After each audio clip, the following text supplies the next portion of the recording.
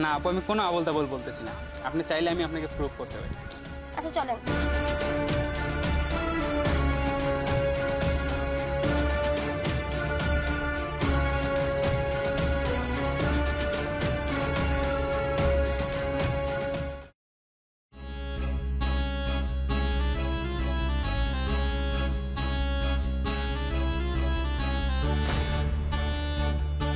এই যে আপু দেখেন, বলেছিলেন তো অন্ধ, আমি বললাম আমার কথা আপনি বিশ্বাস করলেন না।